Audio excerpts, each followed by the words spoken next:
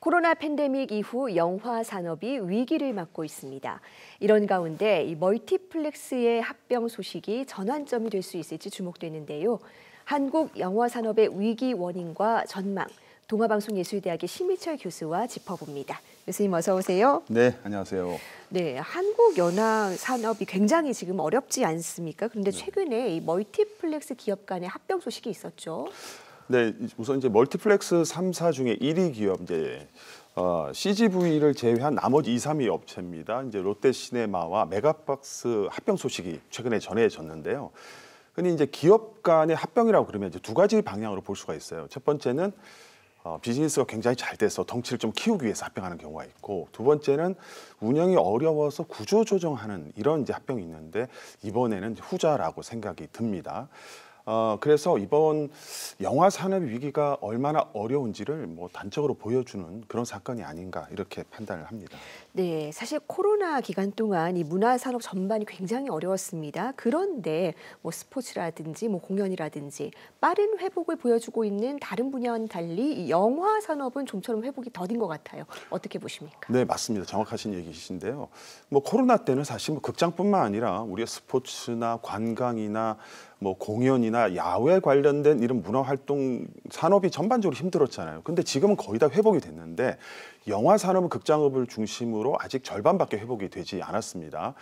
코로나 이전에 2019년도 이제 비교해 보면 관람객 수가 절반 정도 나타내고 있거든요.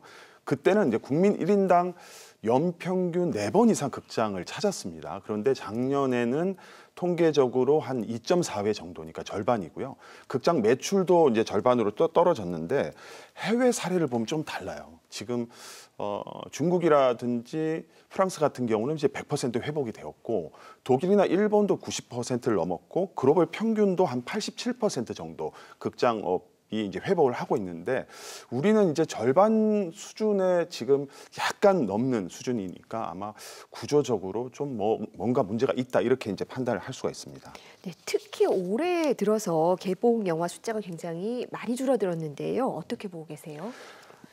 코로나 이전에 2019년도에는 1000만 영화 5편이었어요. 1600만 든 극한 직업부터 5편에 있었고 점점 줄어들어서 지금 작년, 재작년에도 2편씩 있었거든요. 재작년에는 서울의 봄 있었고 네. 그다음에 범죄도시 3도 인기가 좀 많았고 작년에도 파묘가 또 인기가 많았고 또 범죄도시 4 이렇게 해서 1000만 영화가 계속 유지가 됐었는데 올해는 지금까지 300만을 간 넘긴 영화가 2편 나왔거든요. 야당하고 미키 세븐틴이에요.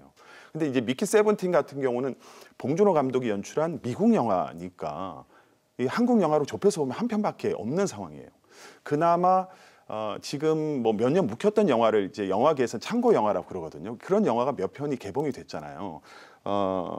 승부라든지 바둑 관련된 영화, 그다음에 소방관, 또 히트맨 2까지 포함돼서도 연말까지 계산돼 보면 한 14편이 안 됩니다. 그렇게 보면 지금 작년, 재작년에 비해서 절반 수준이니까 굉장히 점점 악화되고 있다 이렇게 판단이 됩니다. 네, 이런 상황이라면 원인을 무작정 코로나 때문이다 이렇게 얘기할 수만은 없을 것 같은데 최근에 OTT 시장이 확대되면서 집에서도 쉽게 영화를 볼 수 있게 되었지 않습니까? 이게 좀 영향을 미쳤다고 봐야 될까요? 네, 말씀하신 것처럼 영화 산업이 이제는 극장에서 OTT 플랫폼으로 조금씩 이동하고 있습니다. 네. 예전에는 영화 그러면 극장을 우리가 떠올렸잖아요. 극장하면 영화고.